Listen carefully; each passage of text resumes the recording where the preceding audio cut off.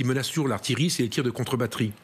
Et les Russes sont plutôt pas mauvais. Et donc, en fait, il y a une vraie prise de risque à filmer à cet endroit-là. Parce que dès que vous tirez un obus, vous avez la trajectographie qui fait que le radar va déterminer le point de départ et après, vous avez un tir de contre-batterie. Et la réponse est quasi immédiate. Alors, ils le font pas parce que pourquoi? Parce que c'est des canons de 122, ça tire pas très loin, etc. Donc, les Russes économisent aussi. Mais si, à l'exemple, s'ils avaient tiré à 2 canons, il y aurait eu un tir de contre-batterie. Mais il y a peut-être des tirs de contre-batterie, je peux pas vous dire. Ils estiment la valeur de la cible. Ça s'est pas joué là, évidemment. Et donc, c'est extrêmement dangereux d'être là. Et c'est vrai que c'est malheureux de voir ces artilleurs qui parlent pas d'eux-mêmes, mais qui parlent de l'infanterie qui est en premier échelon à quelques kilomètres, en fait. Et qui sont navrés de ne pas avoir... De ne pas les appuyer. Parce qu'effectivement, cette infanterie ukrainienne, malgré son courage et sa valeur, eh ben, elle va au casse-pipe. Vous vous rendez compte, vous avez, pour arrêter, si vous voulez, une offensive russe, vous avez les lignes qui avancent, russes, qui vont avancer par paquet de 50, de 200, de 1000. Et puis, ben, il n'y a qu'une chose pour les arrêter, c'est de l'artillerie. L'infanterie va tirer, mais elle va tirer que la portée d'une arme, c'est 400 mètres au maximum, plutôt à 200 mètres. Donc le problème, pour casser la vague, il faut impérativement que l'artillerie puisse casser la vague, puisque ce sont les éléments épars qui vont arriver en première ligne. Et là, l'infanterie peut résister. Dès lors que vous ne cassez pas cette vague d'infanterie, ça ne fonctionne pas. D'autant que les Russes, aujourd'hui, sont très nombreux. Ils sont plutôt en forme, puisqu'il y a des relèves qui ont été effectuées. Et ils systématisent, en fait, les montées d'infanterie avec des attaques blindées. Ce qui veut dire que si vous n'avez pas les bons missiles anti-chars, les bonnes roquettes anti-chars pour tirer sur les chars, ben, ils percent. Et aujourd'hui, ce qui se passe, très concrètement, ben, c'est que les Russes arrivent à progresser. Alors, pas beaucoup, mais ils grignotent progressivement du terrain et sur l'ensemble du front. C'est ça qui est paradoxal. Alors, n'allez pas trop vite, justement. On va voir ça, carte à l'appui avec Laura Pouget. 1 à 2 semaines, hein, c'est en gros le délai qu'ont les Russes avant cette aide américaine. Et en attendant, avant l'arrivée de cette aide militaire américaine sur le terrain pour les Ukrainiens, Laura. Et en attendant, ils intensifient leur offensive, ces Russes. Où ça, très précisément, Laura ? Principalement en 2 zones du front, Anne, Avdiivka et Tchassiviar. Prenons d'abord celle d'Avdiivka. D'après le point quotidien de l'ISW, les Russes tenteraient de pousser au nord-ouest de la ville le plus vite et le plus fort possible selon ces 3 axes, vers Berdichy, vers Otcheretine et vers Novo-Kalinové.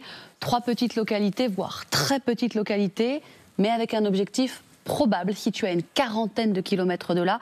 La ville de Pokrovsk, 60 000 habitants avant la guerre, est toute proche de la frontière de l'oblast de Donetsk. Pour cet effort autour d'Avdiivka, Moscou a engagé des forces conséquentes, tout comme du côté de Tchassiviar, où entre 20 000 et 25 000 soldats russes seraient à l'offensive pour prendre d'assaut la ville et sa périphérie. Du côté de Tchassiviar, d'ailleurs, toujours, des sources russes affirment que leurs forces sont parvenues à s'emparer du village de Bodanivka, à 10 km au nord, mais les Ukrainiens le contestent. Par ailleurs, des combats acharnés ont aussi lieu au sud-est de la ville, de l'autre côté, dans cette localité d'Ivaniske. Un des porte-parole des forces ukrainiennes dans la région le reconnaît, les Ukrainiens ont du mal à repousser les Russes, préoccupés par les frappes aériennes constantes et les assauts frontaux, tandis que les Russes mettent toute leur force dans cette bataille. Je cite, « Ils ont transféré les unités les plus prêtes au combat dans la direction de Tchassiviar et forment constamment des réserves pour remplacer les lourdes pertes subies. » Rappelons que Tchassiviar, si elle était prise, ouvrirait la voie vers ces 2 villes, Kramatorsk et Sloviansk, plus de 100 000 habitants chacune avant la guerre. Si l'on ajoute l'offensive du nord d'Avdiivka, qui pourrait aller ouvrir le chemin vers Pokrovsk, on obtient les 3 grandes villes du Donbass encore aux mains des Ukrainiens. Aujourd'hui, clairement, dans le viseur des Russes, qui devront cependant compter sur une nouvelle donnée, l'arrivée des livraisons américaines, qui est annoncée comme très prochaine. Restez bien là, Laura, parce que dans quelques minutes, le colonel Père de Jong va vous rejoindre et il nous donnera son avis très aiguisé, très apprécié sur ces cartes. Justement, Samantha de Bendern, avant, là, il y a vraiment 1 à 2 semaines pour les Russes pour tout donner. Est-ce que vous le sentez comme ça? Ça grignote, on a vu ces villages, ces petits villages encore sur lesquels communiquent les Russes hier.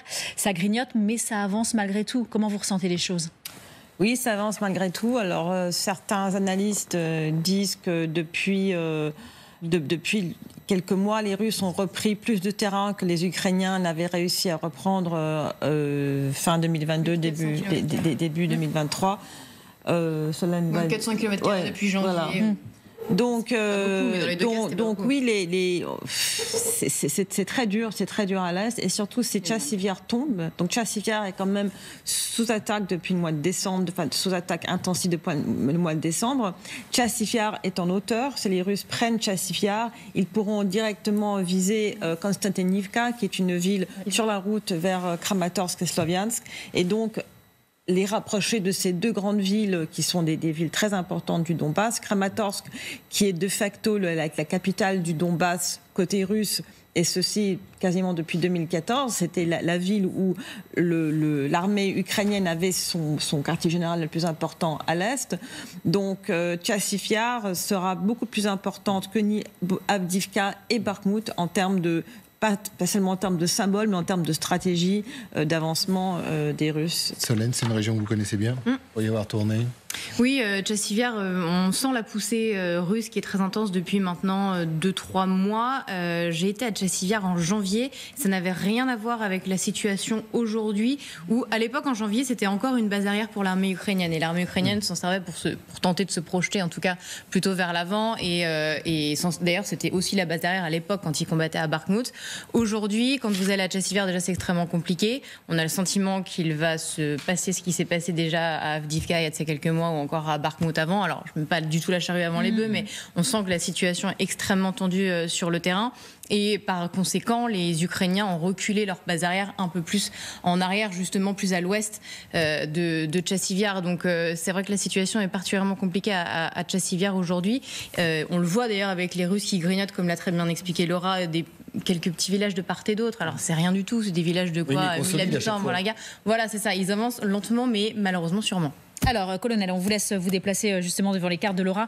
C'est vrai qu'il y avait un porte-parole, un lieutenant-colonel hier, qui était très inquiet puisqu'il disait qu'il y avait 20 à 25 000 soldats russes qui tentaient d'entrer dans les faubourgs. On va voir avec vous parce que c'est pas encore fait, hein, Laura. Ils sont pas encore dans les faubourgs de Chassiv Yar. Non, mais la première interrogation avec cette carte et devant cette carte, les Russes peuvent-ils prendre Chassiv Yar avant l'arrivée de l'aide américaine qu'on annonce assez prochaine?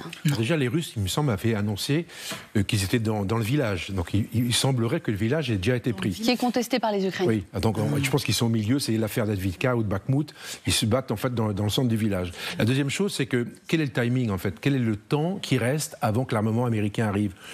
Au plus court, 15 jours, 3 semaines pour les premiers arrivages. Ce qui veut dire que les Russes ont tout à fait intérêt aujourd'hui à bousculer le système.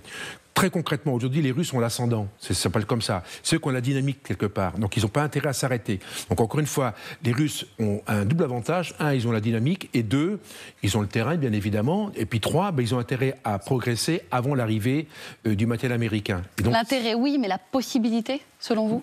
Oui, parce qu'après, c'est un problème de rapport de force. Je pense qu'aujourd'hui, les Ukrainiens n'ont pas plus d'obus qu'avant-hier, puisque la décision américaine date de samedi. Donc, encore une fois, ils n'ont pas d'obus aujourd'hui, ils n'en auront pas pendant une semaine. Vous savez, la logistique, ça a ses propres règles. Donc on va supposer que les obus vont être achetés, vont arriver. À mon avis, les obus n'arriveront pas avant plusieurs semaines. Donc on voit bien qu'il y a une fenêtre de tir, comme on dit dans le jargon militaire, qui fait qu'entre maintenant et, je dirais, la fin du mois de mai, je pense que les Russes vont être assez confortables pour mener ce qu'ils veulent. À partir du mois de mai, mi-mai, fin mai, ce sera peut-être plus compliqué. Une fois que l'aide sera arrivée, est-ce qu'elle est de nature à faire baisser, voire stopper la pression sur ces deux points du front dont je vous parlais, Chassiv Yar et Avdiivka? Oui ou non? Alors oui, à la seule condition que les obus de 155 qui arrivent, les obus de canon, ce qu'on a vu tout à l'heure dans le reportage, si les artilleurs ont des obus, ils vont pouvoir casser les lignes d'assaut, etc., ce que les Russes font en permanence. Donc c'est comme ça qu'ils vont casser l'offensive. Maintenant, aujourd'hui, qu'est-ce qu'on voit? Le budget qui a été alloué à l'Ukraine, c'est plutôt pour tirer dans la profondeur, pour avoir des attaques MS, ce genre d'engin. Donc c'est pour tirer à 200 ou 300 km. Donc on n'est pas sur le même modèle. Et là, on est sur un autre débat qui va se mettre en route dans les semaines qui viennent, qui va être les tirs potentiels que l'Ukraine va pouvoir appliquer dans la profondeur, c'est-à-dire sur les centres de commandement, sur les centres logistiques, sur l'infrastructure. Mais ça n'aura pas d'incidence immédiate sur la situation sur le front qui va rester dégradée pendant plusieurs mois encore. Certes, mais quand même, ça fait retomber la pression au moins sur les 3 grandes villes, dans Sloviansk, Kramatorsk et Pokrovsk. Oui, ça veut dire qu'en fait, dans le mois qui arrive, si cet armement de longue portée arrive, supposons que dans un mois, évidemment, les Russes auront des problématiques et d'approvisionnement, parce que leurs voies logistiques vont être tapés, comme on dit, les centres de commandement vont être repérés, donc vont être également identifiés, vont être également tapés par cette artillerie-là. Donc c'est vrai que ça va contrebalancer le rapport de force, ce qui permettrait peut-être en fait à l'armée ukrainienne de respirer, et de reprendre son souffle, de se réorganiser. Parce qu'aujourd'hui, l'armée ukrainienne subit la pression de l'armée russe et c'est très compliqué d'agir sous la pression. Tant que vous êtes à l'offensive, ça fonctionne. Dès lors que vous êtes en défensive, le problème est totalement différent.